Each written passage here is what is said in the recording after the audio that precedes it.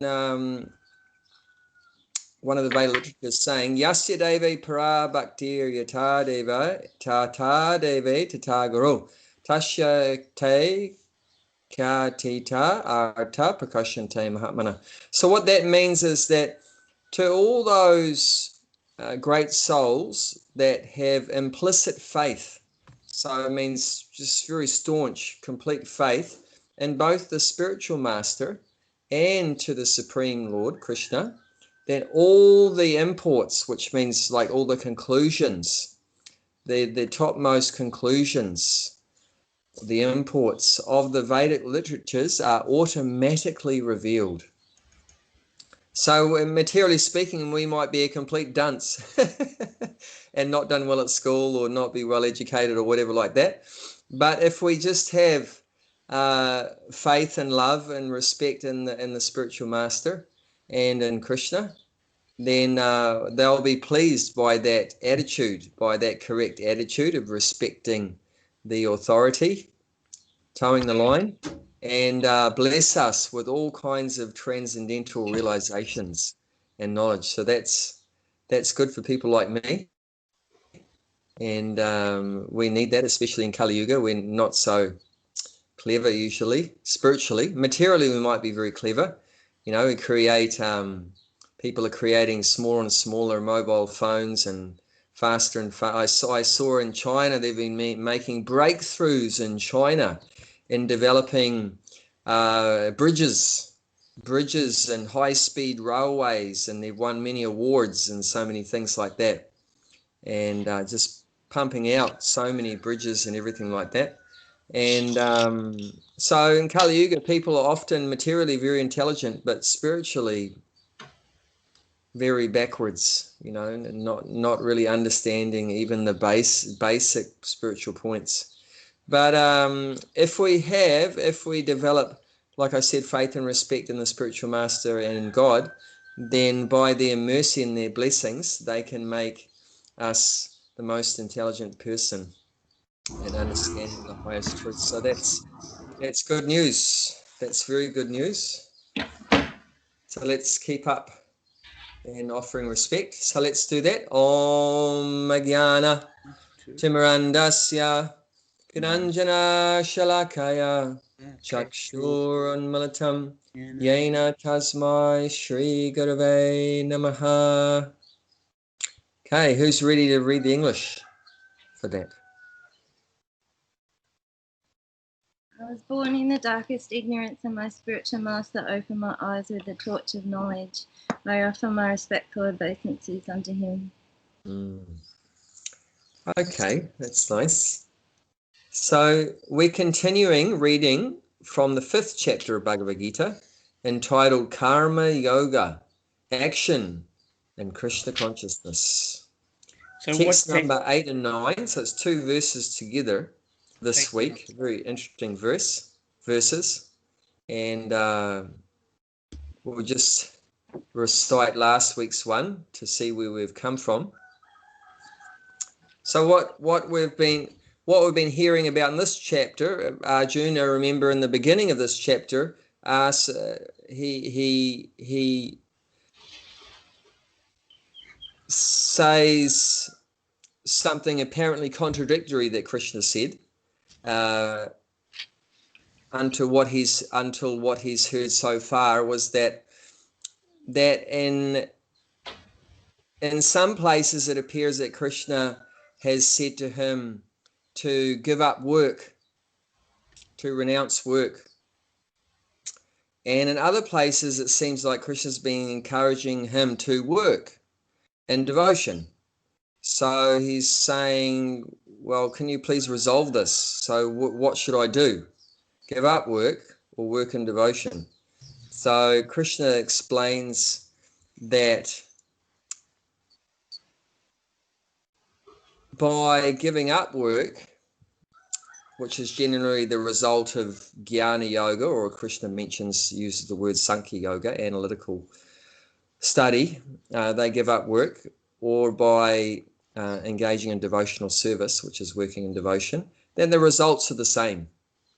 The results are the same in the ultimate end. Because ultimately, if you give up all your materialistic activities and you just keep thinking and thinking and thinking, trying to study and analyze who am I and why am I here and where did I come from and why are we suffering in the material world and everything like that, then eventually, after a long, long time, maybe even many lifetimes, then one may eventually find out what's the ultimate cause of everything, what's the ultimate truth. So Krishna points out that and the ultimate end, even if you just follow the path of detachment, you may end up in the same result as what someone does if they directly serve Krishna. But then he mentions, but this path of working in devotion is faster and it's more happy path. And the other path of detachment from work and just studying and analyzing is a more longer and not so happy path. So take your pick. Which path are you going to take? I'll take the path in devotion. And so now Krishna's just going to speak about that path. He's established that the best path is to work in devotion, is better than just detaching yourself from materialistic activities, giving up your karma, your activities. So he's established that work in devotion's better. And so now he's just focusing on that. So he's talking about someone that works in devotion. What are they like? And what are they experiencing? So this is really nectar to hear about because it's talking about a devotee, a typical advanced devotee. So last week's verse, text 7, goes, one who works in devotion, who is a pure soul, and who controls his mind and senses, is dear to everyone, and everyone is dear to him. Although always working, such a man is never entangled.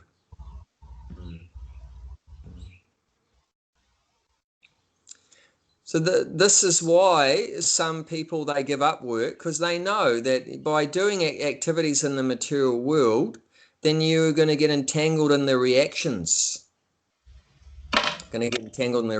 So they think, wow, this work is giving me so many reactions, which is going to cause me to take birth again. So let me give up the work.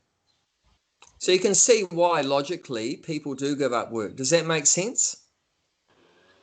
Yeah, do you understand why people would want to just pull out of their activities in the material world? Yes.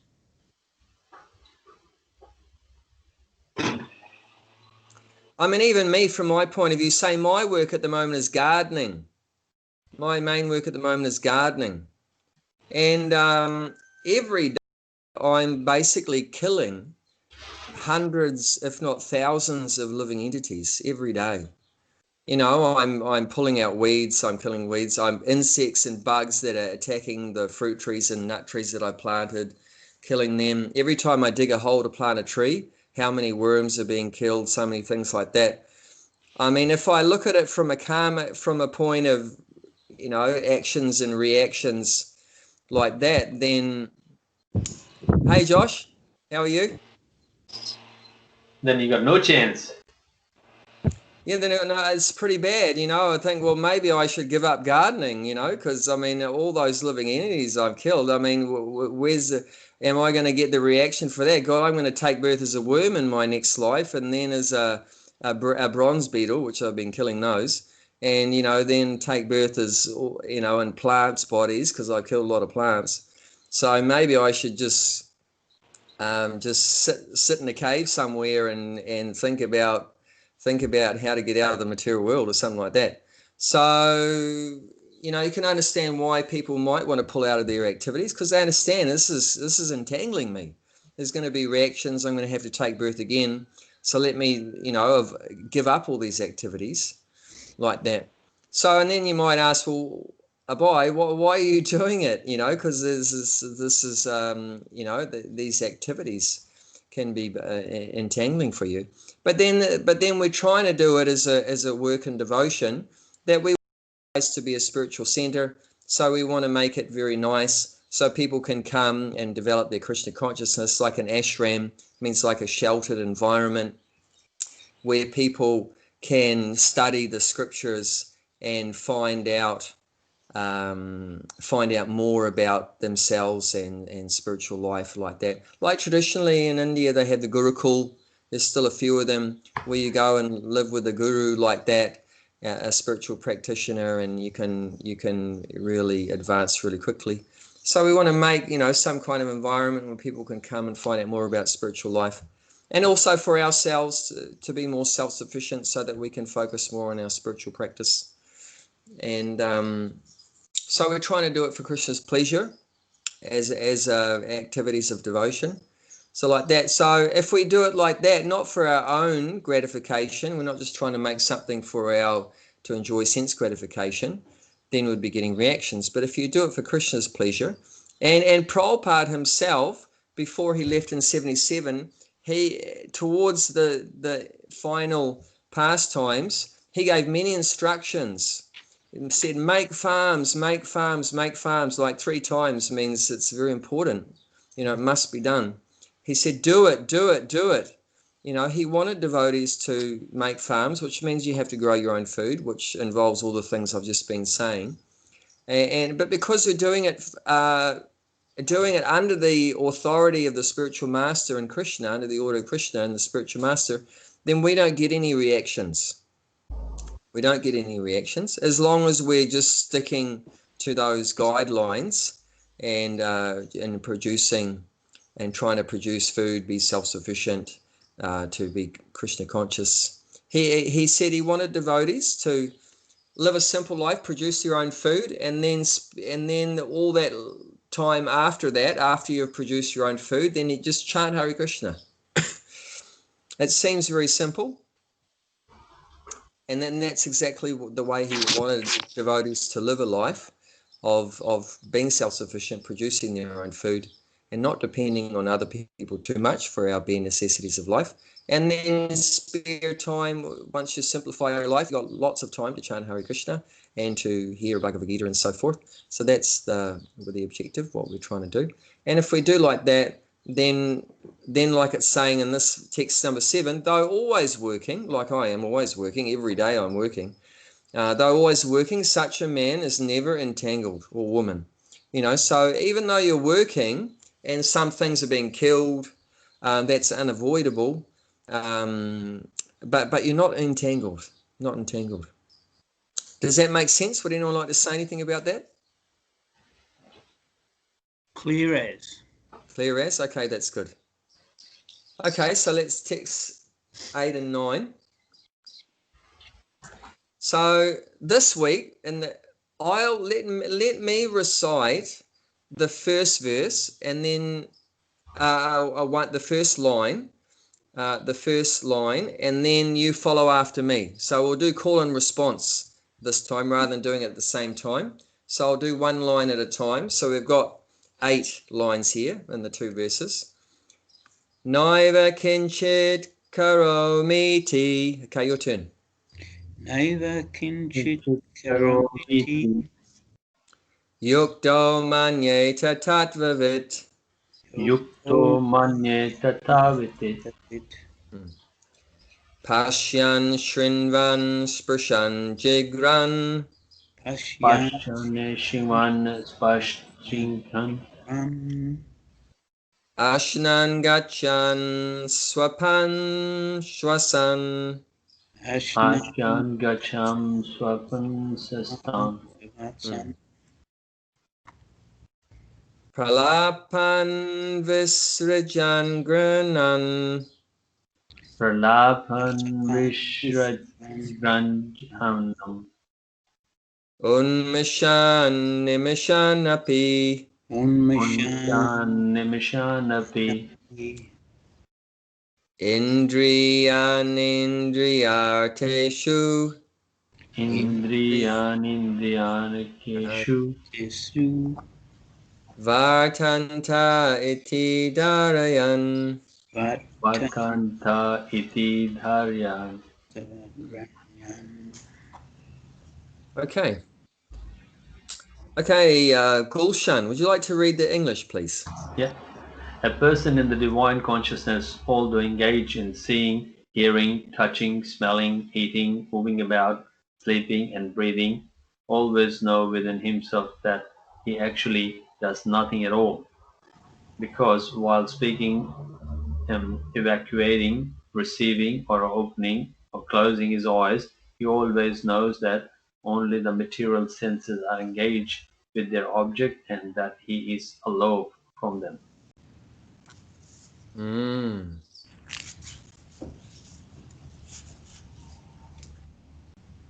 Would you like to comment on that, Gulshan? What does that mean to you? It's pretty simple, like when we doing anything in there, and it's because while speaking, evacuating, receiving, or opening, closing eyes, he always knows that the only material senses are engaged with the object, and that is alone. Yeah, it's like we're doing nothing. It's just happening, and then the material, like body is material. Just pretty self-explanatory. So who's actually, if we're not in control of what's being indicated here, the working of the senses, touching and seeing and tasting and everything, then who is in control? Soul. If we're not. Soul No, is that's in what it's control. saying. We're not. The soul's not. But if soul out of the body, you can't move anything, hand or anything, or eyes, or you can't smell, eat, or anything, nothing. If soul out of the body, soul is in control. That's why you keep smelling, touching, Sure. everything. Nothing will work when the soul's out of the body. But when the soul's in the body, Isn't it it's pointing out here this. What's that? Isn't it demigods that control like our Yes. So the action of all the senses is actually under the control of the demigods, and the demigods are under control of the Supreme Lord, under the control of Bhagavan. So Bhagavan has told them, you're in control of the eyes, and this guy over there, he's in control of the nose, and you control them according to the particular karma of the living entity. So depending on the karma, the past activities of each living entity, they'll get a particular kind of nose and a particular kind of ears and a particular kind of mouth, and they'll get a particular amount of enjoyment. If you've done good karma, you'll get more enjoyment from your senses, and if you've got past bad karma, then you'll get less enjoyment like that, and there might be, due to some past bad karma, maybe someone gets a disease in their mouth, or a disease in their stomach and their digestion, and they can't enjoy eating very much, and that's due to past bad karma. So according to that, then the demigod will say, okay, you did this and that in your last life, okay, so you'll get this much facility, not more than that, not less than that. Anyway, they'll have ways of calculating, what you can do with your senses according to your past life. But in any case, the main point here is that we're not in control of the senses, and in terms of the happiness and distress that we're getting from this body. The body means it's made up of senses. When you talk about a body, you're actually talking about senses, because the body's made up of senses, like your eyes and your nose and your mouth, and touch and everything like that, and your arms and your legs and genitals, anus, like that. So these are all different senses. There's 10 altogether, 5 working senses and 5 knowledge acquiring senses. So there's 10 senses there, and the mind is the inner sense. So you could 11, including the mind, is the inner sense. So the body is made up of these different senses, and they're not under our control. They're under control ultimately of the Supreme Lord, and immediately under the control of the demigods, and we're helpless. We're helpless. Of course, what are we doing? You say, I go to scratch my head. No, I'm scratching my head. What do you mean I'm not scratching my head? There's no one else is scratching my head. I'm scratching my head. So what's actually going on? Say, like, I have an itch on my head, and I scratch my head. So what happened there? Well, Who's involved? Who's involved with me scratching my head? Now Bob is scratching his head. Yeah. Oh, what is it like? What does that mean? Oh, Yeah, God, that doesn't make any sense. So what are we doing actually? What is You'd the be living? satisfying your senses, is that? Well, we're desiring. That's what we're doing. That's our part to play. Because we desired to scratch the itch on my head. We desired to scratch that itch. But actually we can't do anything more than that without the help of the demigod. Say there's a demigod in control of this arm, right? So without the demigod in control of the arm, allowing the arm to go up to the head and scratch it, then you can't do anything. And you know, some people might desire to scratch their head, but they can't because their limbs don't work. You know, some people, like I knew someone before in New Zealand that was paralyzed up to the neck. That means the legs don't work, the arms don't work, they can't walk. So did they desire to use their hands? Yes. Did they desire to use the legs? Yes. Did they desire to walk? Yes. But could they actually do it? No. Why not? Because the demigods who are in control of these different things are not, you know, giving permission for that to work. So our part to play is in desiring, and then after that we've really got no control. Whether it actually happens or not, that's not in our hands. Like, do you know the saying, man proposes, God disposes? Have you heard of that one before? Man proposes, God disposes. So man proposes means we put out our wish, our desire, our proposition, and then the Lord, the Supreme Lord, disposes, means makes it actually happen, carries out the action. So there's more than one factor in any particular activity. It's not just ourself. We're not the sole doer. Of course, we are desiring, but that desiring is not enough. Then there's, like I said, demigods are involved, the Supreme Lord in the heart, Paramatma is involved. There's so many different factors in action. And in the Bhagavad Gita, it talks about 5 factors in action. We come from a background where we think there's only one factor, me. But no, there's not. There's 5 different factors of action. So the person in divine consciousness understands that I'm not in control of this body or this material world. We're just helpless in this material world. So he's realizing I'm not in control of the body. So what is he actually doing then? He knows that I'm not running, I'm not lifting these things, you know, I'm not eating and so forth. I'm not going to the toilet. That's not me doing that. So what is he focusing on? Because normally that's all we focus on, right? Okay, now I'm going to eat, and now I'm going to sleep, and now I'm going to go to work, and now I'm going to run, go for a jog. Now I'm going to go for a swim in the sea, and I'm going to do this. I. So, but in divine consciousness, what's going on? If his consciousness is not so much in those things, he's not just absorbed in the activities of eating or the activities of going to the toilet or the activities of looking at things with his eyes and so forth, then what is he actually doing? Well, I wouldn't think he's doing much at all. Okay. Well, he's not in Krishna consciousness as if he's doing that. No, this is talking about a Krishna conscious person. Divine consciousness means Krishna consciousness. It means spiritual consciousness. And spiritual consciousness means your consciousness is not on the senses and the sense objects. That's material consciousness. You're just thinking about the senses and the sense objects. So what's divine consciousness? What's spiritual consciousness? Conscious means, what are you thinking about? What are you conscious of?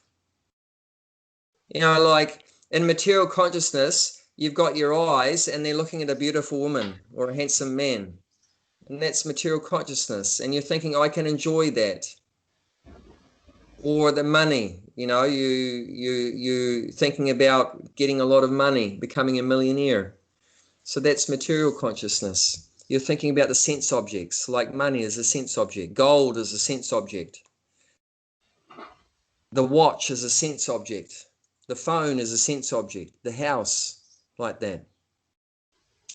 So in divine consciousness, they're realizing that it's got nothing to do with me, all these things. I'm not in control of these things, and I can't enjoy those things. So what is he thinking about then? It doesn't think at all? What does it mean, divine consciousness? What's the consciousness? So are you suggesting that you'd think Krishna's making my head itchy, or like that sort of consciousness? Or Well, because the material body has certain reactions. That's just part of what a material body does. It's like the material body needs food. The material body needs sleep. The material body gets itchy. The material body gets dirty, so you have to wash it because it gets dirty and smelly and so forth. So this is just the actions and reactions of the material body. So that's going on automatically. Hunger comes automatically, and then you have to fulfill the hunger. And, the body gets tired automatically, and then you have to give it a sleep. So these are just part of the, actions and reactions of having a material body. So you can't avoid those things. It's not like you can't stop itching. But the point is that the person in divine consciousness is not focused on the itch, for example. But the person in divine consciousness is turning their consciousness inwardly. Because in material consciousness, you're looking externally. Everything is external. But in divine consciousness, you're looking more internally. It means your relationship with the Lord in the heart, or with the Supreme Personality of Godhead, with Krishna. There's more of a focus there. Well, on your relationship with the Lord. Let's look at chapter 5, which we're on now, text a bit further ahead. See what's being talked about here. Text 21. So we're going a few pages ahead, text 21.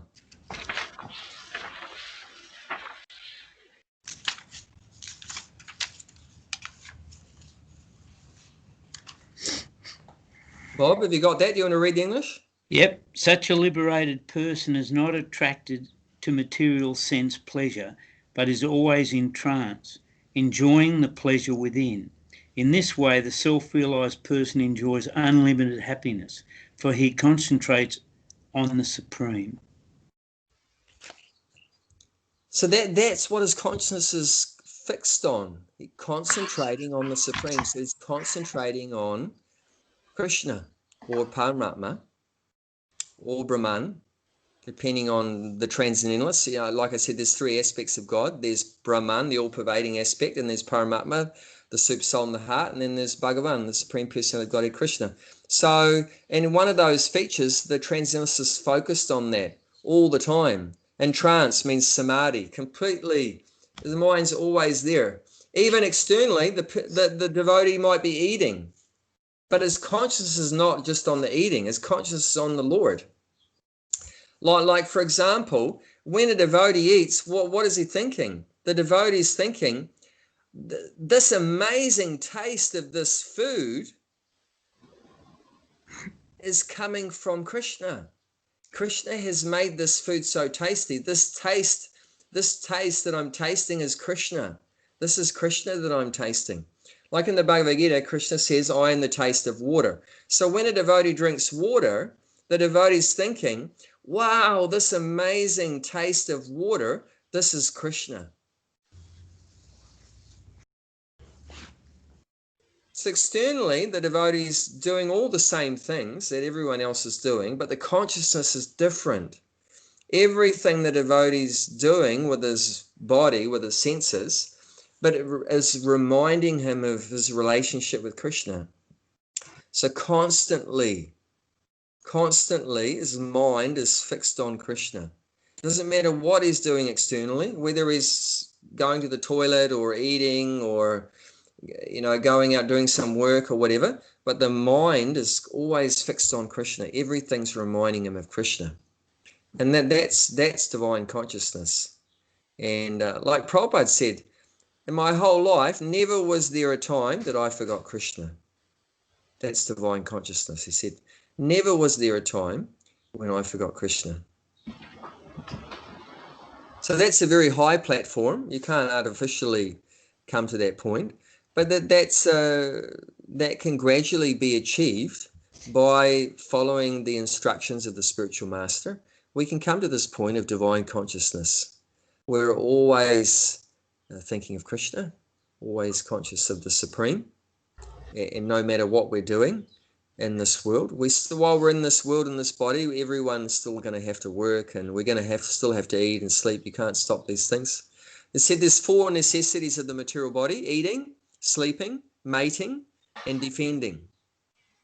Which defending comes from fear, so fearing. So these are 4 different, you know, unavoidable things that, you know, if you have a material body, you have to do.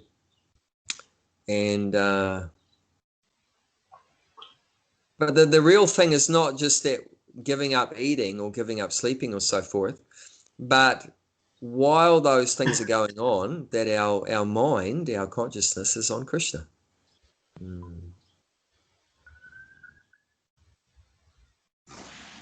Actually, towards the end of his life, Prabhupada said, previously I had given up mating and defending. Because Prabhupada was a sannyasi, right? So he didn't, towards the end of his life, he didn't have a wife, and so there's no sex life, obviously. And there was no defending kind of activities going on. He was never thinking about that. He was never afraid of anything, never having to defend himself due to fear. And then he said, now, at this final point, now I've given up eating and sleeping. So he said, I guess I'm liberated. Definitely, if you don't do any of those 4 things, you must be liberated, because those are the requirements of the material body: eating, sleeping, mating, defending. So if you don't do any of those 4 things, you're definitely liberated. So Prabhupada said, oh, now I'm not eating and sleeping, I guess I must be liberated. Of course, Prabhupada was always liberated, but he's just being very humble there. But of course, towards the end of his life, when the body was completely breaking down, then he stopped eating. So the final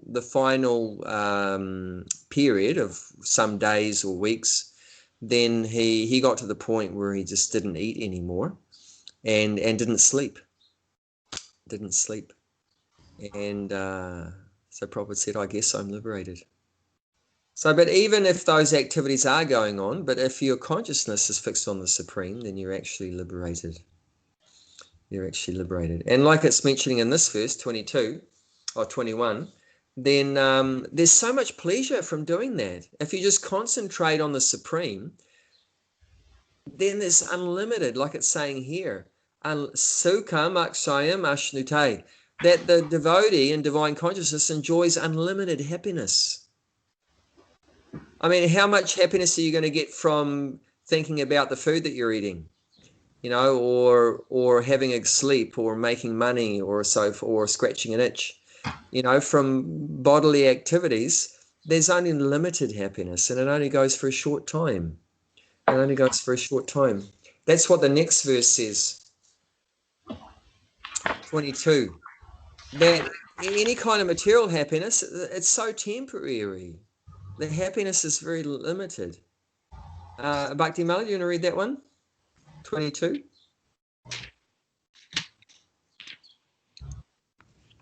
An intelligent person does not take part in the sources of misery, which are due to contact with the material senses. O son of Kunti, such pleasures have a beginning and an end, and so the wise man does not delight in them. So bodily activities, they're all temporary, of course, because the body itself is temporary. So and the pleasures that come from all those bodily activities, of course, they're temporary. So an intelligent person realizes, well, am I going to be satisfied just with some temporary happiness from this temporary body? No. I don't want temporary happiness. I want unlimited happiness. Okay, how am I going to get unlimited happiness? And that's only from my relationship with God. Because there's only two things that are permanent. That's the soul and God. Everything else in this world is temporary. Your body, your house, your car, your family, your pets, everything, your bank account, everything is temporary. There's only two things that are not temporary in this material world, and that's the soul and God. And both of them are situated in the heart of this body. So that we need to direct our attention towards that relationship. We've been so busy looking externally that we're ignoring the person that's the closest to us. We're so busy looking outside that we're not looking inside into our loving relationship with the Lord. And there's no one closer to us than him, and yet we've turned away from him. Is it possible to be very close to something and not see it? I would say yes. Hey Bob, can you see your eyelid? No. It's very close to the eye, but you're so close that you can't see it. Or if you're standing close to something but you're turned away from it, can you see it? No, you can't see it.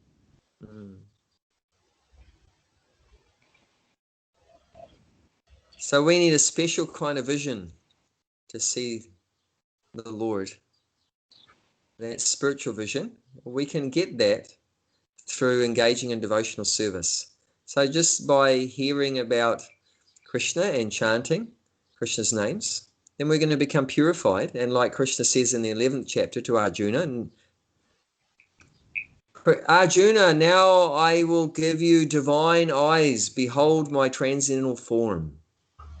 So Krishna gives Arjuna a special kind of vision so that he can see the universal form of Krishna.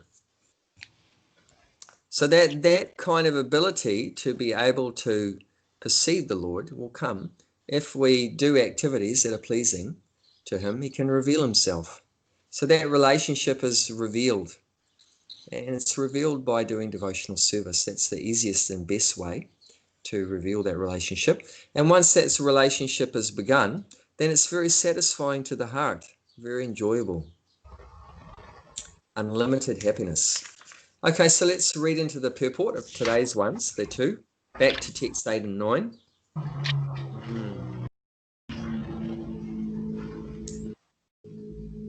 Gulshan, do you want to... Yeah. It's not a long purport. A person in the Krishna consciousness is a pure in existence, and consequently he has nothing to do with any work that depend upon 5 immediate and remote causes: the doer, the work, the situation, and the endeavor, and the fortune. So this just stop there. So this is, I said, 5 factors of action I mentioned. So these are the 5 factors. Prabhupada's, there's a verse about this later on in the 18th chapter, but Prabhupada's mentioning them here. So the doer, that's us. That's the soul. It's not actually that we're the doer, but we think we're the doer. So therefore we're called the doer. Because we think we're doing it, but actually we're not doing it. But we think we are. We think we're the doer. So that's the living entity who thinks they're the doer. And then another factor in any work is obviously what is the work you're doing. And then the situation. So where you're doing the activity and so forth. There's different factors in that too. Depending on where or when you're going to do it, the time or the place that you're going to do things in. And the endeavor, what is the actual thing that you're planning to do. And then fortune refers to God. That's the most important factor in any action, is as the Supreme Lord. That's referred to here as fortune. And that fortune means the control of the Lord determines our fortune. Whether you have a great fortune or whether you're broke, that depends on the Lord. That's under his control, depending on your past karma and so forth and his desires. So these are different factors there. So the person in divine consciousness knows that it's got nothing to do with any kind of work, and there's all these causes of any activity happening which are beyond his control.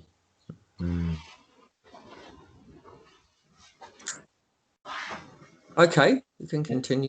This is because he is engaged in the loving transcendental service of Krishna. Although he appears to be acting with his body and the senses, he is always conscious of his actual position, which is spiritual engagement. In material consciousness, the senses are engaged in the sense gratification, but in Krishna consciousness, the senses engage in the satisfaction of Krishna's senses. Therefore, a Krishna conscious person is always free, even though he is to be engaged in affair of the senses. Activities such as seeing and hearing are actions of the senses meant for receiving knowledge, whereas moving, speaking, evacuating, etc. are action of the senses meant for work. The Krishna conscious person is never affected by the action of the senses. He cannot perform any act except in the service of the Lord, because he knows that he is the eternal servitor of the Lord. So everyone has senses. There's no question about that. But what are we doing with the senses? There's two options. What are the two options that we can do with our senses? Sense gratification or senses to please Krishna? Whose sense gratification? Self, our.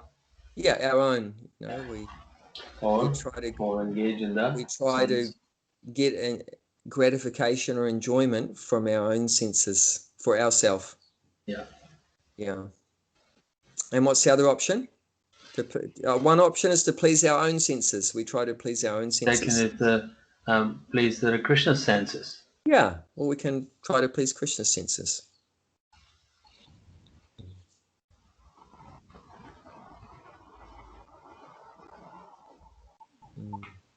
And the results of doing that are completely diametrically opposite.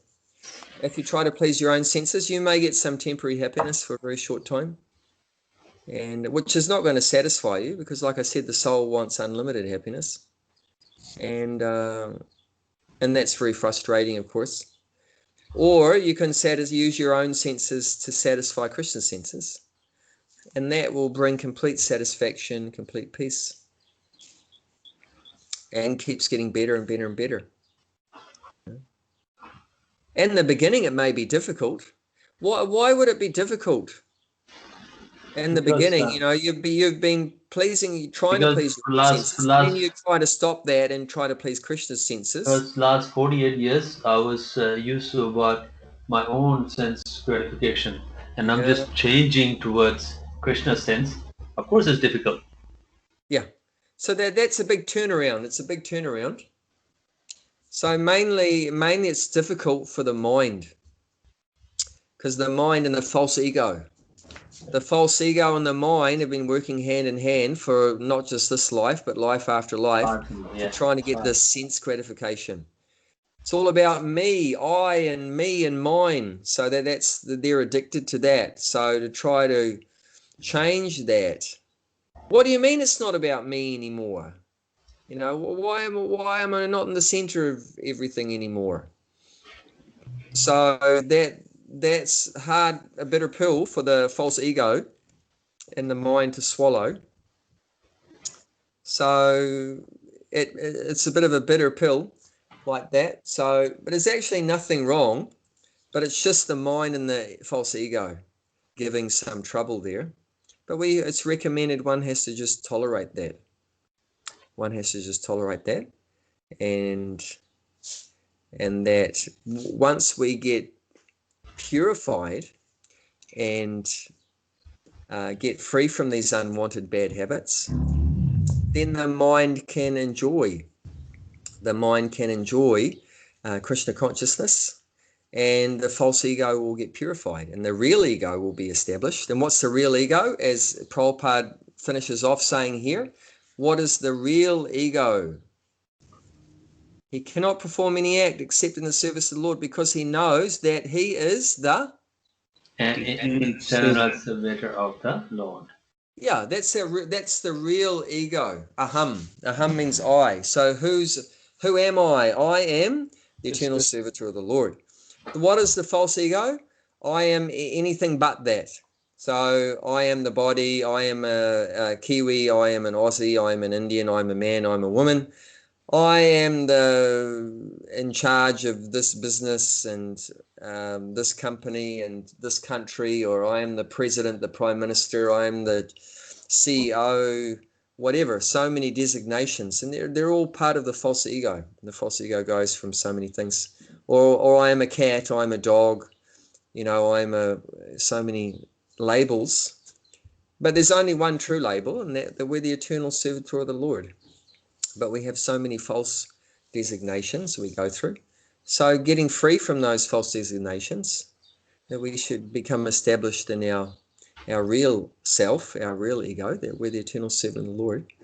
And that then, of course, when you're always thinking that you're the eternal servant of the Lord, then you'll definitely use your senses for His service, not for your service, but for His service, because the senses belong to the Lord. He created these senses.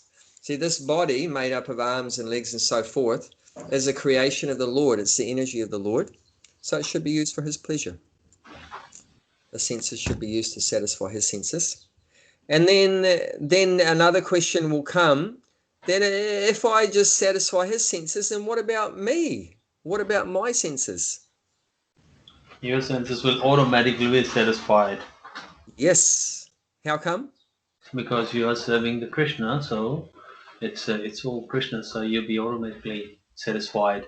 But what's the logic? What's the logic behind that if Krishna's senses are satisfied, then my senses automatically become satisfied? What's the reasoning, the logic behind that? That like, it's that satisfaction, it's like a kind of a permanent satisfaction, not the temporary. And then you will feel like a fulfilled. Yes, this is done. And it's like hard to explain, but it's just a feeling. Okay. Anyone else want to say anything? How is it that if Krishna's senses become satisfied, then your senses automatically become satisfied? Anyone else? You're talking about that it's more permanent? Well, just can you explain how even immediately you're satisfied and even in the long term satisfied? So there's both, right? Yep. I mean, like, you have to think, well, okay, I'm just going to do everything for Krishna. How am I going to eat? How am I going to get a roof over my head? How am I going to pay the bills? So that's immediate. And then you've got to think about the long term, that when the body dies, that I'm going to go to a better place. And that's in the longer term. So it has to be both.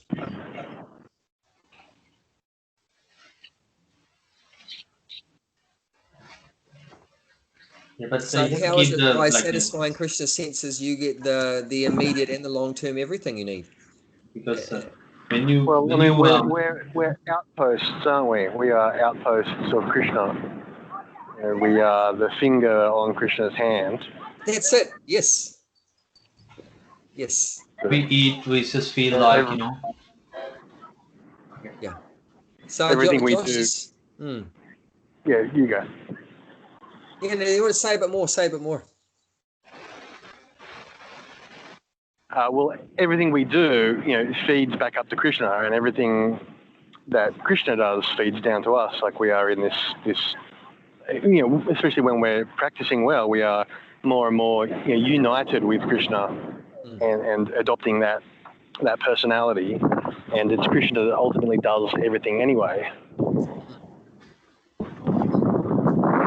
Awesome. As well. Now, relationship. between the soul and the super soul, isn't he? I missed the first bit of what you said, Bhakti Mala. Can you say it again, the first bit?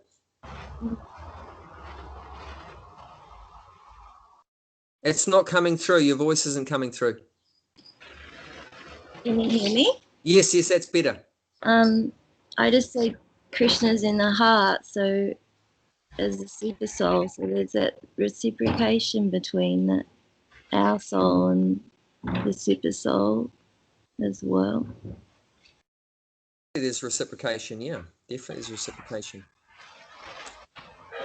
Well, when Josh mentioned the finger of the body, so that this is the example also that Prabhupada gives, which is very good. That like when you use your fingers to put food in the mouth and for the pleasure of the whole body, then when the whole body has got what it wants, the food, then that food goes back to the finger. If your finger just tries to eat the food without putting it in the body, that's not going to work, is it? No. So that's a very good example. So, and the watering the root. Yes, very good, very good. Watering the root. You're all hot today. You're onto it today. That's great. So these are the two examples of the hand and the body and watering the root of the tree. Then if you water the root of the tree, then automatically from the root it'll go to all the leaves and the branches and the fruits and the flowers and everything.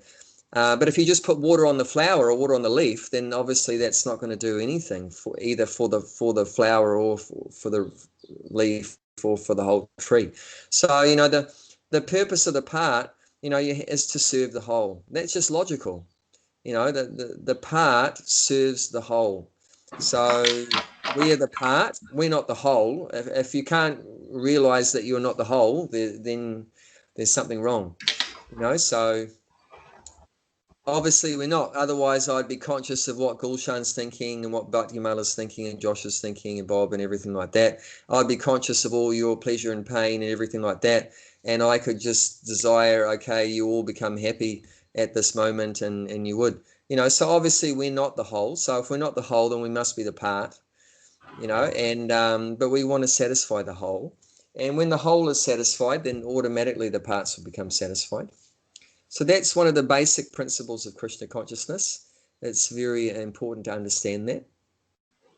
And in that way, we can wholeheartedly give service and not be in any anxiety. Well, what about me? What's going to happen to me? No, automatically, if we just can satisfy the Supreme, then automatically we'll be all our desires will be fulfilled. And then that's what faith is, that conviction that if I just please Krishna, then all my desires will be fulfilled. That's what it's called Shraddha in Sanskrit. Shraddha, a very important word, means faith. So that Shraddha is that faith or conviction in that very sublime thing, that very deep thing, that if we can just satisfy the Supreme, then all of our desires will be fulfilled. Not just my desires will be fulfilled, but all other living entities too, which is a wonderful thing, because for many of us, we do want other people to be happy, and not just people, but all the living entities to be happy. There's a lot of people are welfare workers. It means they're very compassionate and concerned about others' happiness, who want others to be happy too. But the best way to achieve that is by satisfying the Supreme. Because automatically the Supreme is satisfied, then all the other living entities will be satisfied. There's one wonderful pastime in Krishna's pastimes which illustrates that, and that's when Indra, the god of the heavens, was very naughty, and he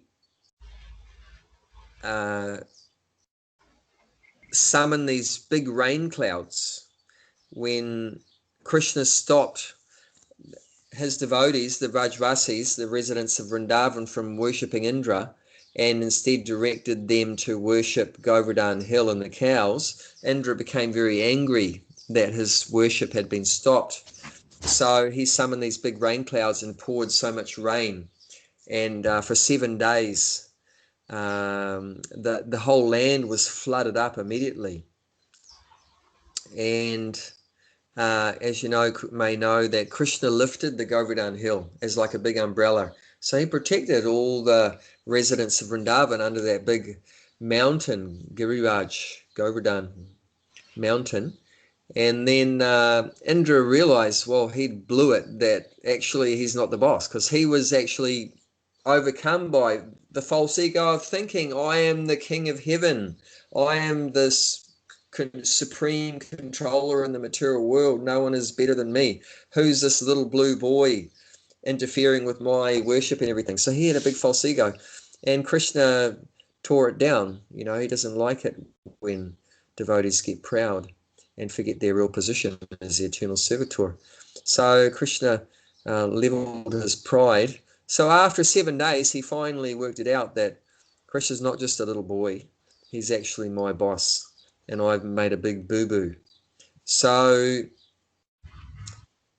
he stopped the rain clouds, and Krishna told you, okay, you can all move outside now. And then when it was all clear, he put down the mountain. And then in a very solitary place where Krishna was alone at one point, then Indra came very, very humbly now, eating humble pie. He came very humbly, and with his dazzling crown and jewelry and everything, he laid flat on the ground like a stick called Dandavat. So he offered his respectful obeisances to Krishna, laid down on the ground, and he was crying and very humble, and he offered beautiful prayers and everything like that. And then he has his particular carrier is an elephant named Ayurvata. So Ayurvata is a very special elephant, and he contains this amrit, which means nectar, amrita. In his trunk, he has this amrita, this nectar. So with his trunk, he gave Krishna a bath with the nectar from his trunk. Gave Krishna a nice bath, and then it said Mother Surabi, who is a cow from the spiritual world, from Vaikuntha, a cow from the spiritual world came there, and also gave Krishna a bath with her milk, with her transcendental milk. So Krishna was doubly happy, and he was pleased that his devotee had come down from his false prestige, his false pride, and become a nice humble servitor again. So his purpose had been fulfilled. And he was also very happy that he'd spent very intimate 7 days with his devotees, because that was actually a very special time for Krishna and his devotees, because ordinarily Krishna would not be with all the devotees all the time. During the day he would be out with the cowherd boys, but not with the cowherd girls. They would be left behind. During the night he was with the cowherd girls, but not with the cowherd boys. But this particular 7 days, Krishna was with all of his devotees for 7 days and 7 nights, 24/7. So the devotees were in ecstasy, being with Krishna all the time, just looking at Krishna, saving them by holding the mountain and everything. And he was so beautiful. And Krishna was very happy to be with all his devotees. So Krishna was feeling very happy. So at that time, something very amazing happened. It said that from all the mountains and hills that so many minerals and jewels were produced. And from the part which are very important to have, very wonderful to have, nice minerals and jewels and everything. And from the fields, the pasturing grounds, so many grains, just started to be an abundance of all the grains they could possibly want. And then the cows were just pouring milk from full udders. No need to even pull the milk out, not even by hand, what to speak of a machine. Milk was just flowing out of their udders, and there was white pools. The fields was muddy with milk, and then the honey was just oozing down the trunks of the trees. There was so much honey in the beehives, it was just oozing out of the trees. So it means there was an abundance from nature there was an abundance of all the necessities required by everyone. And then it said, above and beyond all that, the animals which are normally inimical to each other, like enemies, means like, what are enemies? Like, for example, a tiger and a deer are not normally friends. The deer is going to be very afraid of the tiger, and the tiger is going to try to eat the deer. But after Krishna was pleased, even those animals, they all gave up their anxiety and fear and violence and that towards each other, but they became even friendly. All of those animals, could get on with each other. So there was like complete harmony between all the species at that point. So that's just a direct evidence of how an example of how by pleasing the Supreme, if we somehow or other can please the Supreme, then when the Supreme's pleased, then we all of us collectively, individually, collectively, can become happy. We can become happy. So that's a wonderful thing. Of course, we all want to be happy. That's natural. And because the soul by nature is to be always happy. Anandamaya Bhyasat.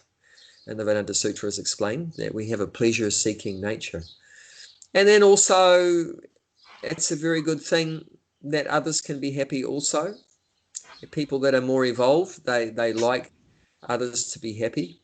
People that are really in the mode of ignorance, of course, they might get pleasure out of others suffering. But people more in the mode of goodness, they are happy to see others happy. And so all those purposes can be achieved just through divine consciousness, just by satisfying the Supreme. Now, even if you tried to make everyone happy, do you think you could do it? No. We struggle even to make ourselves happy, right? What to speak of make others happy? Hard to keep the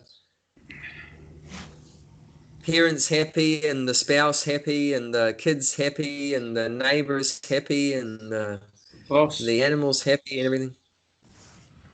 What's that? I said the boss. The boss, how to keep the boss happy. What do they say? You can please some of the people, all the people some of the time. Some of the people, what is it? But you can't please all the people all the time. That's so right. It's very difficult to please all the people. But there is one person that has that capacity to please all the people. And that is the Supreme Person, because he's the complete whole, and we're all part and parcel of him. So we should all individually and collectively endeavor for that purpose, to try to satisfy the Supreme. And that is the best way we can use our valuable life, our valuable time. And the good news also, then the next question is, okay, satisfying the Supreme. Wow, that's pretty amazing. It's going to have a really good result. Okay, let me do that. But then what do I do? How do you satisfy the Supreme? That reminds me, one lovely verse in the Srimad Bhagavatam is telling 3 different ways of satisfying the Supreme. Dayaya savabhutesu santustya yanikainava savendriyo pasantyacha tasatya shujanadana. That very quickly the Supreme Lord Janardana, that's another name of one of Krishna's names, which means he's the maintainer of all living entities, Janardana. So he's satisfied by someone that's merciful towards all living entities. Compassionate or merciful towards all living entities. So that kind of behavior pleases the Lord a lot. So we should always try to be compassionate or merciful to all living entities as much as possible. I mean, like I mentioned, like my gardening at the moment, I have to kill some living entities. But it's not that I enjoy doing it, it's just because I'm doing my duty of being a food producer. So some living entities have to be killed. But, we feel compassionate towards them. And we want to minimize suffering as much as possible and try to give pleasure as much as possible that we can to other living entities, try to help other living entities whenever we possibly can. So that's one thing that pleases the Lord. Another thing is mentioned here, santushya, yani kainava, being satisfied. The Lord is very pleased with the behavior of someone that's satisfied with whatever he gets easily.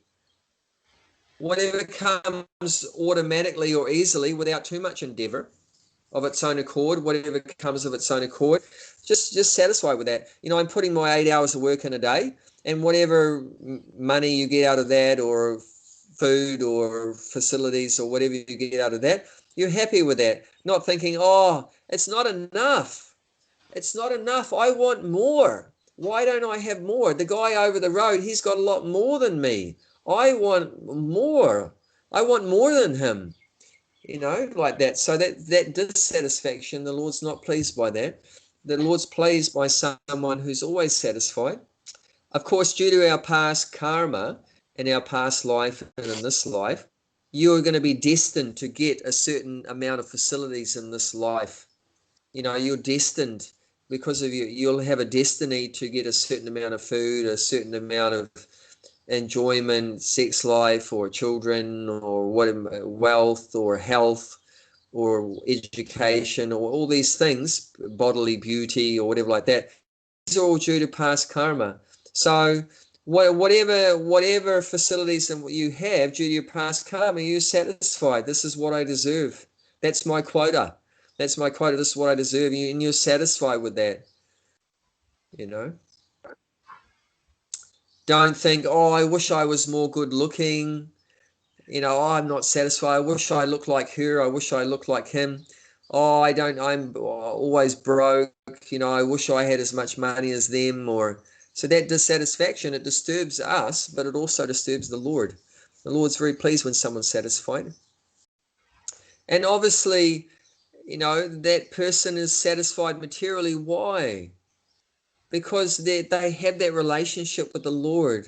So if you have that relationship with the Lord, that loving relationship, that's the cause of you being materially satisfied. Without a higher consciousness, a spiritual consciousness, it's going to be very hard. How's it going to be possible to be satisfied with whatever you have in the world?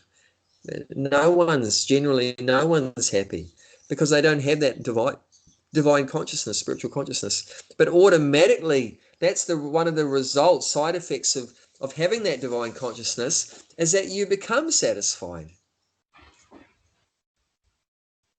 Because you realize the most important thing, and that's what brings you real happiness, is that loving relationship with the Lord. And if you have that, you don't really care about anything else. Like Dhruva Maharaj, that's in the Srimad Bhagavatam, he was the son of a king. And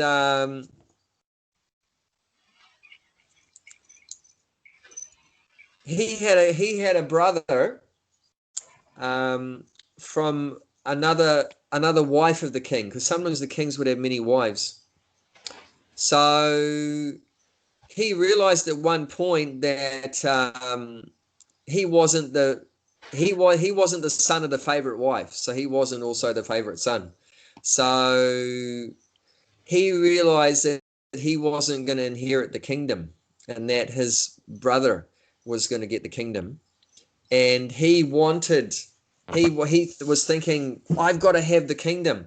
So he bumped into Narada Muni, and Narada Muni said, well, because his mother told him, he said, Mum, I'm not the favorite son. And she said, I know, because I'm not the favorite wife. And he said, I want the kingdom. I want to become the favorite. I want to become the best. How do I get that? How do I get all my desires fulfilled? And she said, well, the only one that can fill all your desires is God. And then he said, well, where do you go to find God? I want to go to God and ask him all these things.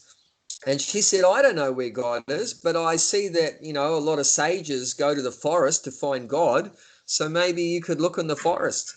So he was just 5 years old, but he was so determined. He was so passionate. I've got to get what I want. I want to become the king. So he bumped into Narada Muni. Krishna arranged him to meet Narada Muni. And Narada Muni said, well, if you do this bhakti, then God will be pleased and he'll reveal himself and you can get whatever you want. Of course, Narada Muni was tricking him because he knew that once, if he could meet God, that he won't want all these things anymore. And that's exactly what happened. He did all these austerities and did chanting, and he was chanting, Om Namo Bhagavate Vasudevaya. Om Namo Bhagavate Vasudevaya. Om Namo Bhagavate Vasudevaya. And he was doing severe austerities, means he slowly gave up eating. His first month, he just ate sort of nuts and berries and roots and that. And the second month, I think he just ate leaves from the forest. He didn't even eat berries anymore. And then then he got to a point where he was just drinking water. That's it. And then he got to a point where he didn't even take water. He just took air. It means fully pranayama yogi, just breathing air, just living off the air, the prana, just living off air. And then he got to a point where he didn't even breathe. He didn't even breathe. He stopped breathing completely. And he was doing all this, and he had made up a little deity. He made a little deity of the Lord, and was worshipping that deity and chanting these mantras, and then he got to a point, all this fasting and everything like that. And after 6 months, and he could see the Lord in his heart, the Paramatma. He could see Paramatma in his heart. And he had that, it was developing that loving relationship with the Lord in the heart, Paramatma. And then at 6 months, then when he stopped breathing, it actually affected the whole universe. The breathing of all the living entities in the universe got affected, including the demigods, because he had actually captured the Lord in his heart. And by stopping breathing, and because he had captured the Lord in his heart, and then that actually affected the whole universe. That's very technical. I don't fully comprehend it myself, but it affected the breathing of the whole universe.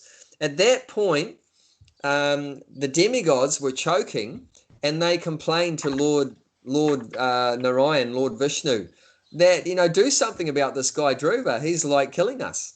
And Narayan said, don't worry, I'll sort it out. So at that point, the vision of the Paramatma in the heart disappeared.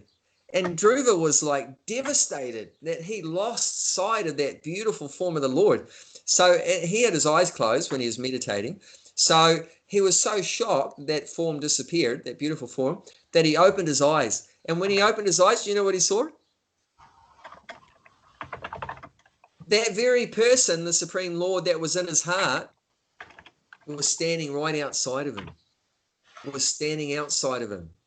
And then he was completely gobsmacked. And he was just stunned. He was completely in samadhi, completely all of his senses, this is a good point. This is the thing, that all of his senses were just focused on the Lord. He wasn't thinking about what am I going to have for breakfast, or what am I going to eat for dinner, or I want to have sex with that girl, or I want to make this money or anything, because his senses were all absorbed in the senses of the Lord, in the beautiful form of the Lord, and smelling the fragrance, because there's a beautiful fragrance coming from his body. So his nose was smelling the fragrance from his body, his eyes were seeing the beautiful form of the Lord, like that, and then he was embraced by the Lord also, so he was touching the Lord. So all of his senses were engaged in the Lord. And then after, he said one beautiful prayer, which is I love this prayer, and this prayer is saying that previously I wanted a great kingdom, even greater than my grandfather, but now I have seen you. I've realized that it's like bits of broken glass. And you are the transcendental gem. You're a jewel. And everything I wanted before you was like just bits of broken glass. The glass is very attractive, isn't it? It's because it glitters, it shines and it glitters. So that everything in the material is like glass. It's like attracts us. Oh, that woman, that money, that food, that job, that position, that power. It's like glass. But what happens when it's broken glass? Everything in the material is not just compared to glass, compared to broken glass. You're attracted by that glitter and glass, and then you go to grab it, then what happens? What happens if you grab broken glass? You get cut. You can't, you have to suffer. So that's it. We're attracted to everything in this world like glass, it glitters. But when you grab it, you suffer. You suffer. But the Lord he's not broken and he's not glass, he's a gem. So he's a transcendental gem. And if you grab that, wow, that's ecstasy. So he said, now that I've seen you, I have the most brilliant jewel. I don't give a stuff about all the broken glass like things. I wanted to be the Lord of the universe, but I don't give a stuff about being even the Lord of the universe anymore. I just want to keep seeing you and serving you. So he said, Swamin Kridatasmi Varamna Yache. Now that I've seen you, I'm completely satisfied. I'm completely satisfied and I don't want anything. Because the Lord said to him, I'm very pleased by your service, Dhruva. What can I give you? I want to give you something. And Dhruva said, now that I've seen you, I'm completely satisfied. I don't want anything anymore. In the past, he wanted a lot. But after seeing the Lord, he didn't want anything anymore. Just like I told you that story before about Alexander the Great. When Alexander the Great was conquering, he came into India. He met one yogi who was sitting down, and he was very austere and everything like that. And he was very pleased with the yogi, looking very austere and renounced and detached and everything like that, looking really spiritual. So he said, I want to give you something. And the yogi said, no thanks, I don't want anything. And Alexander said, don't you realize I'm like Alexander the Great? I can give you whatever you want. I can give you a whole country if you want. You know, you name it. I can give you beautiful women and fabulous wealth and everything. He said, no, thanks. I don't want anything. He said, come on, I want to give you something. And the yogi said, okay, if you want to give me something, then step aside because you're blocking the sun. You're blocking the sun because he was sitting in the sun, right? And Alexander was standing over him, like putting him in the shade, putting him in darkness. So he said, if you want to give something, then step aside, move out of the sun. And that was it, you know. And then after that, actually, it said that Alexander the Great started to lose interest in his conquering because they realized. I have to go, guys. See you, Josh. Okay, see you, Josh. All the best. Was the microphone on before when I was riding my motorbike? No, it wasn't. Because you put the mute on the mic. Yeah. I thought it might have been on. And No, it wasn't. Oh, that's good. We still have a paneer. The super soul. Gulshan, it was the best. Honestly, I'm gonna come tomorrow and get some more. Come back again. Oh, I saw that. I'll come. That's great. That's great. So delicious. Wow, that's great. Oh yeah, it's a sense gratification. You know, you're not a body. Transcendental. Yeah, you're not a body. You're winning me over with the Krishna consciousness. Oh, that's nice. Good. See you guys. Okay, See ya. bye. So that was it, yeah. That is really. So then that's the thing. So becoming satisfied. So that'll automatically happen. Material satisfaction will come very easily if you have that satisfaction from your spiritual practice. So that's very important. Develop your relationship with the Lord through chanting Hare Krishna like we're doing, talking about Krishna, tasting like what Josh got, some yummy palak paneer or whatever he had. Butter paneer offered to Jagannath. So like that. So become satisfied.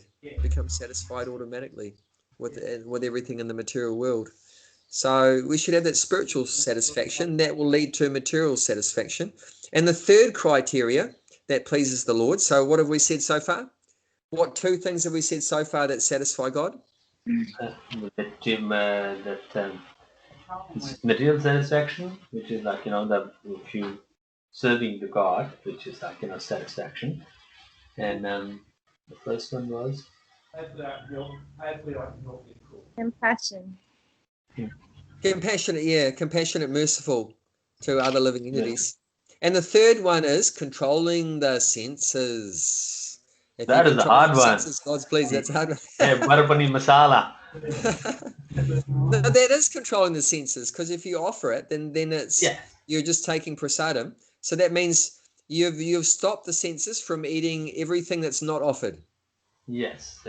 If you follow the rule of only eating things that are offered, prasadam, then it means the senses are controlled. But then it You're doesn't, not letting you them know, run loose and just run you down you don't crazy. need to think about the prasadam all the time.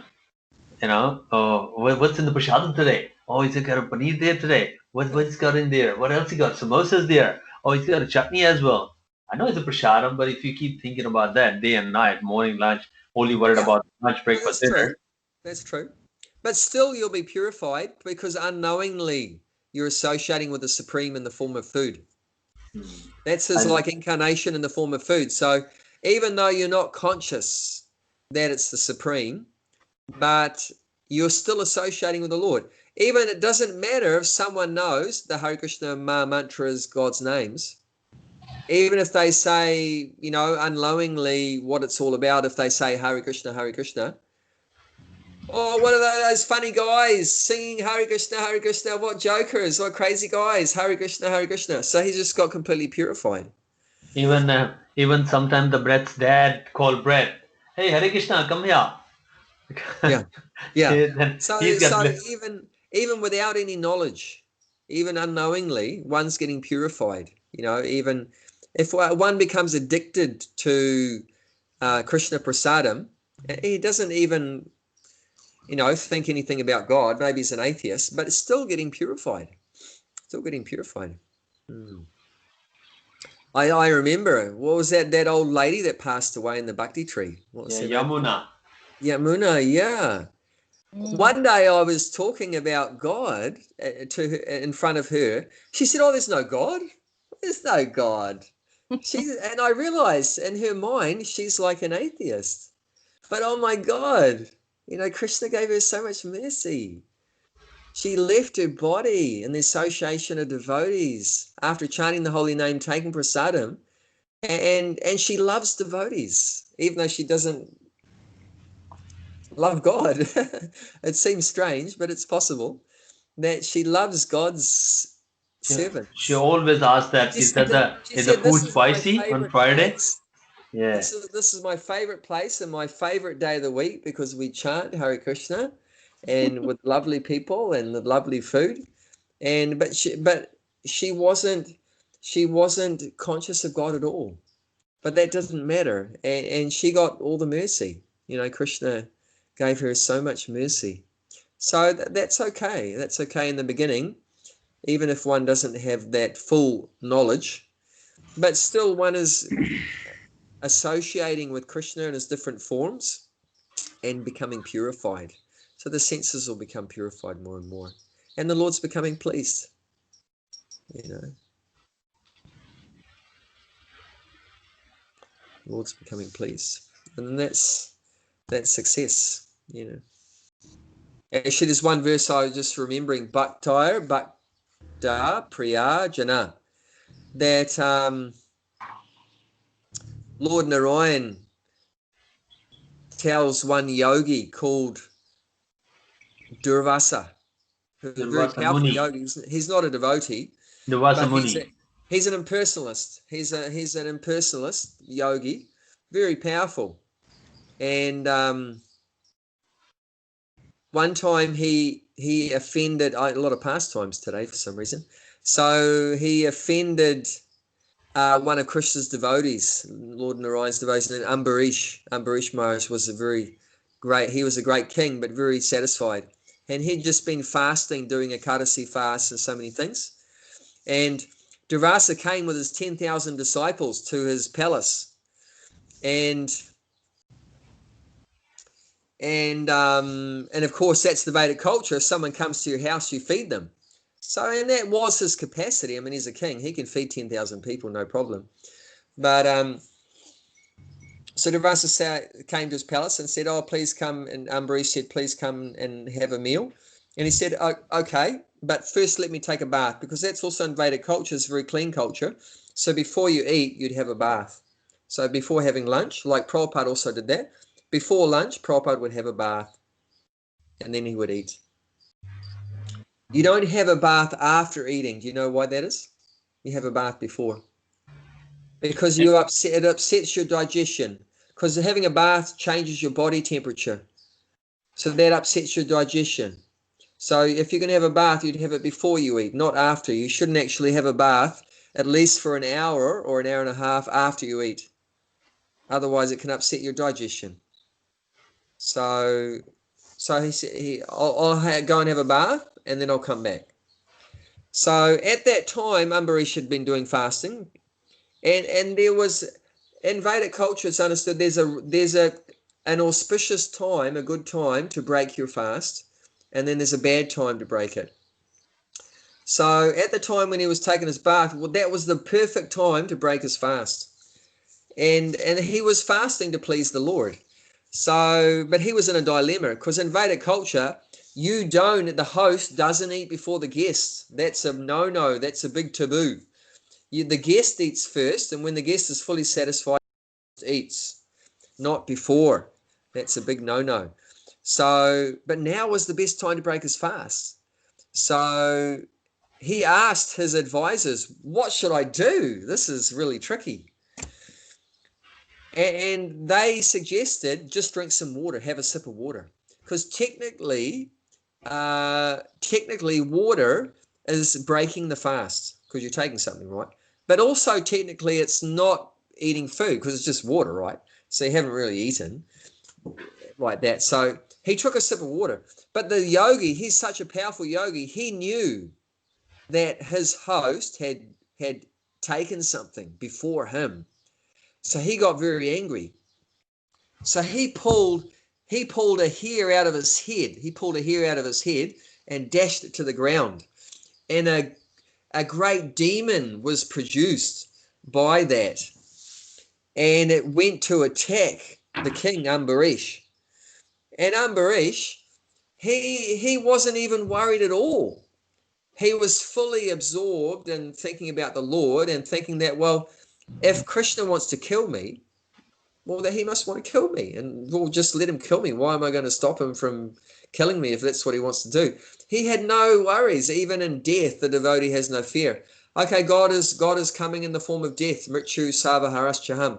God is coming in the form of death. Well, okay, I'm not going to try to do anything about it. So he was just completely peaceful and thinking about the Lord while this big blazing demon is coming towards him. But although he was happy about that, the Lord wasn't happy that this rascal yogi, he was trying to kill his devotee. So the Lord always protects his devotees. So Krishna has one very deadly weapon called Sudarshan, which is a disc weapon. It's like a saw blade, but a transcendental saw blade that's gigantic, and it's like suns and brilliance and everything like that. And it's like a whirling disc. So that disc took after the demon and wasted the demon. And that wasn't the end of the story. Then it took after Durvasa the yogi, because it was his fault. So the Krishna's disc weapon went after the yogi. And then the yogi, he's very powerful. He can go all over the universe. He went to Lord Brahma, who is his father. He's actually the son of Lord Brahma. He's a very powerful sage, Durvasa. So he went to his dad, Lord Brahma, the first being in the universe. He said, hey, Dad, you got to help me out with this one. I'm in big poo, and what did his dad say? Sorry, my son, I can't help you. This is my boss's personal weapon. I can't help you out. So, you're going to have to go somewhere else. And then he went to Lord Shiva, his brother, Lord Shiva, who's also another son of Lord Brahma, and said, hey, bro, you got to save me from this one. It's like burning my backside. The blazing disc weapon was coming after him. And he said, sorry, bro, I can't help you out with this one. This is my boss's personal weapon. I can't help you there.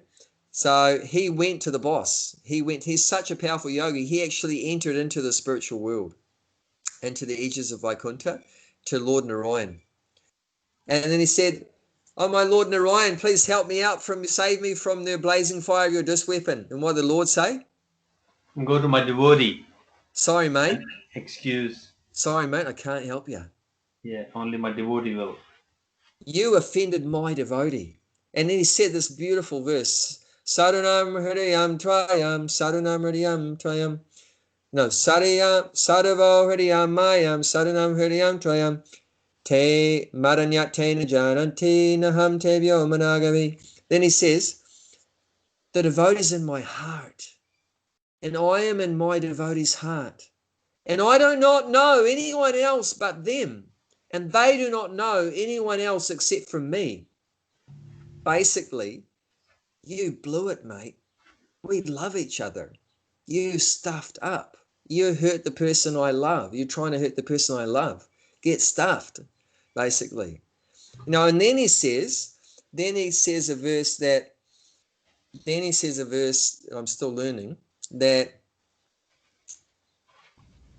I am completely under the control of my devotee. This is far out. This is completely far. You'll never hear about this in any other religion.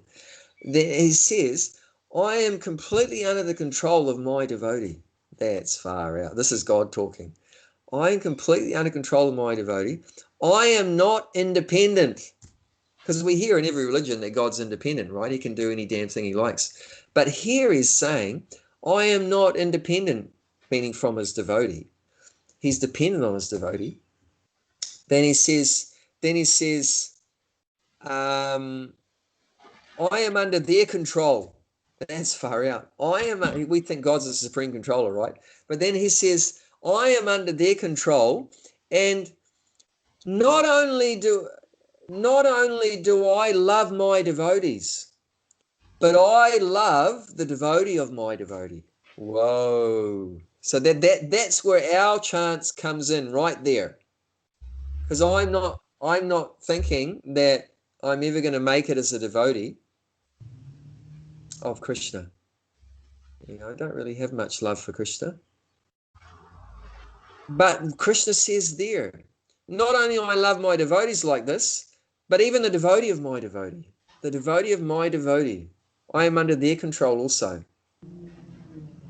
So that's our hope right there. If we can have devotion and love and try to serve our spiritual master, to serve the devotees. Therefore, it's said that Shuddha Bhakata Charana Renu Bhajana Nukula Shuddha Bhakata Paramasedi Prema Latikaramula Bhakata Seva Paramasedi Prema Latikaramula. That the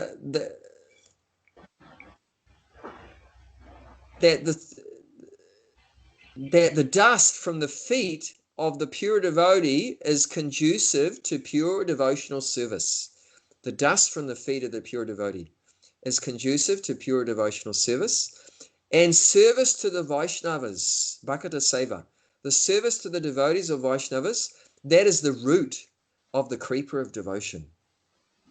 So what's going to nourish our bhakti, our devotion, our love for the Lord? What's the root of that? Nourishing our devotion, our love, that's service to the devotees. And if we develop that attitude of humble service to the devotees, and we develop some feelings of respect and love for the devotees, then Krishna becomes purchased by that. That's far out. So what happened is, then Devasa got the point that I've got to mend up my relationship with that devotee, and the Lord's not going to help me until I do that. So Devasa went all the way back into the material world, right back to where he started from, right back, and that had taken a year. So after a year, and Ambarish was still there, still fasting. After he thought, he was very humble, thinking, I've offended my guest by having something.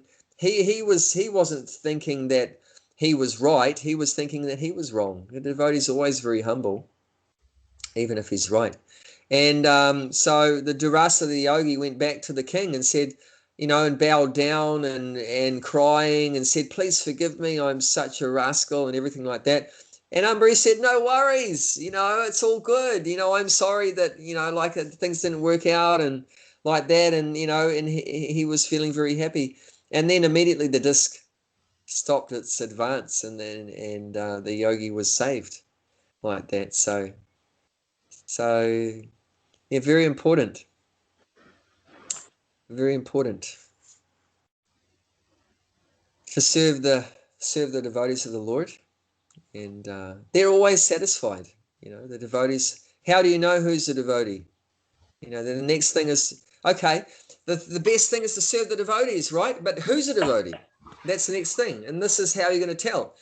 They're so compassionate, like Ambarish was so compassionate and so forgiving to, even though Durvasa treated him so badly, but Ambarish was so compassionate. Even after Durvasa tried to kill Ambarish, but Ambarish still loved Durvasa. That's amazing, isn't it? If someone tried to kill you, would you kill him after that? You wouldn't think so. You wouldn't think so. But a pure devotee is not like that. A pure devotee is compassionate to even his enemies. Even his enemies, and even the animals and the birds and the plants and everything, not just humans. And then always satisfied. Even though, he wasn't getting good food or anything because of his fasting or anything, but he was satisfied. He wasn't thinking, oh, why am I missing out on all this food? I wish I could eat, some butter paneer and paratha from the bhakti tree or whatever like that. No, he was just satisfied. Even though he wasn't getting much sense gratification like that, and he's fully in control, like that, fully in control of his senses, like that. He could control the senses. He could stop eating, at his will, like that. So very, very advanced devotee. And of course, we can't imitate that, but we should try to associate with devotees that are more advanced in Krishna consciousness than ourselves, and that will be greatly helpful in our own progress in devotional service. And so this is a very important part of bhakti, to try to associate with advanced devotees. And gradually we'll pick it up from them. Their compassion will rub off a little bit on us. Like any compassion I have, where did I get that from? From Prabhupada. Seeing how compassionate he is. He was a pure devotee of Lord Krishna. Yeah, I mean, like I went on book distribution for many years. I dedicated more than 6 years full time to book distribution, which is a very compassionate activity. You're trying to help people by giving them Prabhupada's books, give them knowledge, get them out of ignorance, and and that brought out of me so much compassion by doing that. But where did that idea come from to do that compassionate activity? It came from Prabhupada, because Prabhupada said, if you want to please me, distribute my books. So, I got that idea from him. So he's the compassionate one. We're just trying to be an instrument for his compassion. Without Prabhupada, we would never have given a stuff about anybody else. But because of his association, has rubbed off a little bit on us. And now we're starting to care about others like that. And then, and controlling the senses, they're doing that. And if we associate with them, that'll help us to do it.